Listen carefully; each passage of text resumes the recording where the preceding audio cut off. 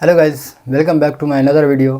तो उम्मीद है मुझे कि आपको जो मैं टेंसेस बताया था पिछले वीडियो में वो आपको क्लियर हो गया होगा, आसानी से क्लियर कर लिए होंगे। और आपको इजी वे में मैं आपको एक कॉन्सेप्ट दिया था, आपके एग्जांपल्स को मैंने पुट किया था, तो आपको कहीं भी कोई दिक्कत नहीं रही होगी टेंसेस में।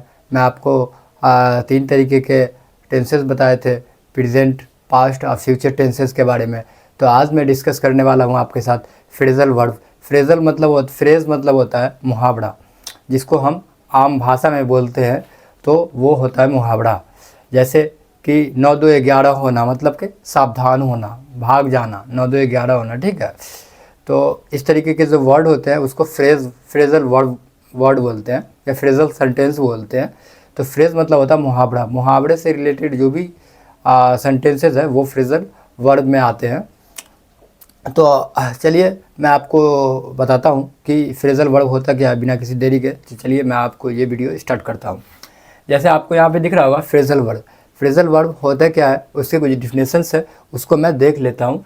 These are verb phrases that included a verb preposition adverb changing the meaning.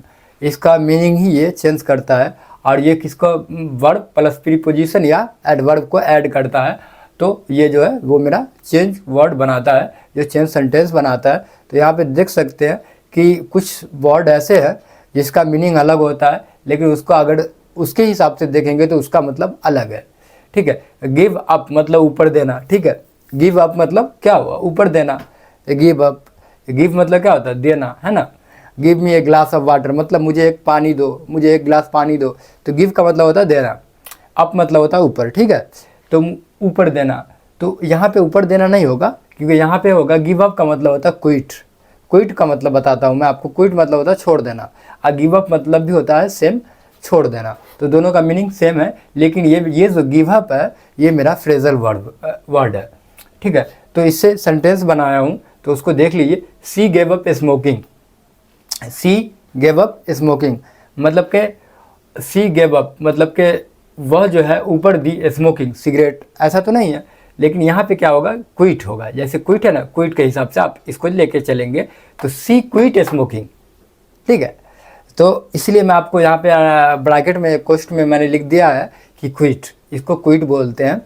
तो यहाँ पे गिव अप का मतलब होता है क्विट। सी गिव अप स्मोकिंग, सी क्विट स्मोकिंग, ठीक है। ये भी आप बोल सकते हैं, मतलब उसने सिगरेट पीना छोड़ दी या वह सिगरेट पीना छोड़ दी, ठीक है। सी है ना यहाँ पे, सी का मतलब होता है लड़की, फीमेल में आता है सी और मेल में आता है ही।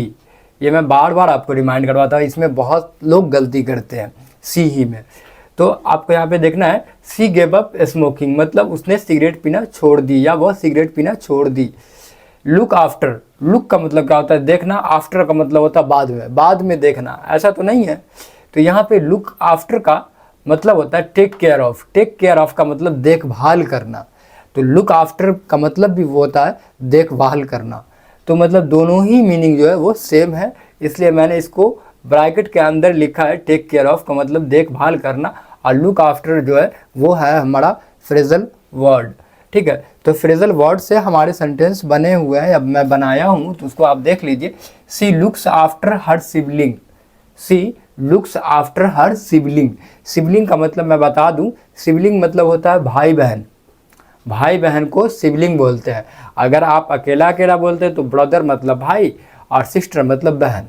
तो ब्रदर सिस्टर यहाँ पे अच्छा नहीं होगा, ब्रदर सिस्टर नहीं लिखा जाता है। She look after her brother sister ऐसा नहीं होगा, क्योंकि वो सेंटेंस सिर्फ सिंगुलर के लिए यूज होता है। जैसे ब्रदर्स है तो ब्रदर्स जो हमारा होगा कलेक्टिव में, तो ब्रदर्स, ब्रदर्स का मतलब हो गया बहुत, सब भाई को। ब्रदर्स का मतलब बहुत भाई नहीं, सभी भाई, ठीक है। तो ब्रदर्स, सिस्टर्स मतलब होता है सभी बहनें।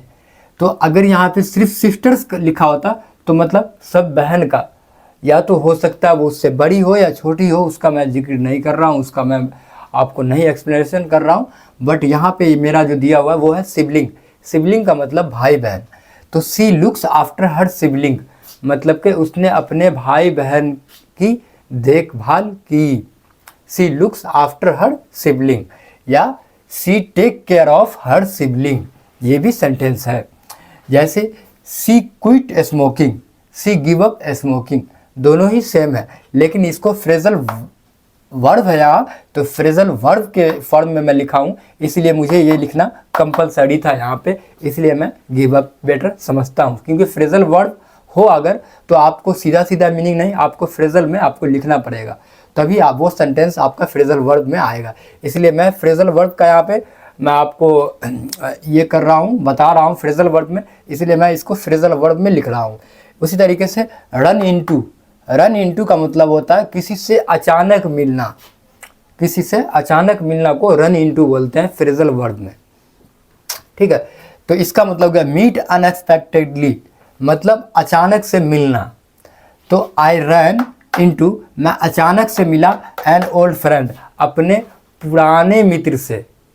ओल्ड फ्रेंड मतलब हो गया बूढ़ा मित्र नहीं, पुराने मित्र। ओल्ड मतलब होता है पुराना भी होता है और बूढ़ा भी होता है। तो आपको सेंटेंस से समझना है कि यहाँ पे ओल्ड का मतलब क्या बता रहा है, ठीक है।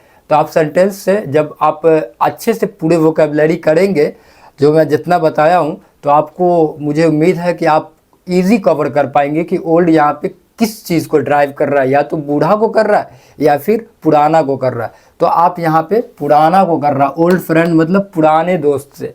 पुराने दोस्त का मतलब क्या हो सकता है, अगर आप ग्रेजुएशन में हो, अगर आपको सडनली 10th क्लास का कोई फ्रेंड अचानक से मिले, जो आपसे 10th में मिला था, उससे बाद आपको कभी मिला ही नहीं और अभी सीधा ग्रेजुएशन में मिल रहा है, तो आप क्या बोलोगे, अरे यार ये मेरा 10th का फ्रेंड है। मतलब कितनी खुशी होगी, कितनी इंजॉयबल होगी, तो आप खुद समझ सकते हैं। तो यहीं पे ये डिस्क्राइब कर रहा है कि आई रैन इनटू, मैं भाग के मतलब मिला एन ओल्ड फ्रेंड, अपने पुराने दोस्त से, या मैं बहुत एक्सपेक्टेडली मिला अपने पुराने दोस्त से, जो मेरा पुराना दोस्त है। पुराना दोस्त का मतलब क्या होता है, जो पिछला दोस्त है। अभी कुछ लोग आपके दोस्त होंगे जो करंट में होंगे, और कुछ दोस्त ऐसे भी होंगे जो आपसे के साथ जॉब पे मिले हो, या हो सकता है आपके साथ बचपन में वो आपके साथ खेला करता था और वो किसी कारण बस वो अपने काम करने चला गया, घर की मजबूरियों को देख के, और आप पढ़ाई कर रहे हैं, उसके बाद इतनी मजबूरी थी कि वो पढ़ाई नहीं कर सकता था, तो वो काम करने निकल गया, और एट ए रैंडमली वो आपसे मिल चुका, तो वो आपका ओल्ड फ्रेंड में आएगा, ठीक है। तो ये हमारे जो है फ्रेजल वर्ब थे। तो आपको उम्मीद है, मुझे उम्मीद है कि आपको जो ये फ्रेजल वर्ब है वो आपको क्लियर हो गया होगा, और फ्रेजल वर्ब से आप अनदर सेंटेंस आप खुद से बना सकते हैं। तो चलिए बिना किसी देरी के फिर मैं आपको नेक्स्ट वीडियो में मिलता हूँ। तब तक के लिए take care, bye bye and see you again, have a nice day, thank you.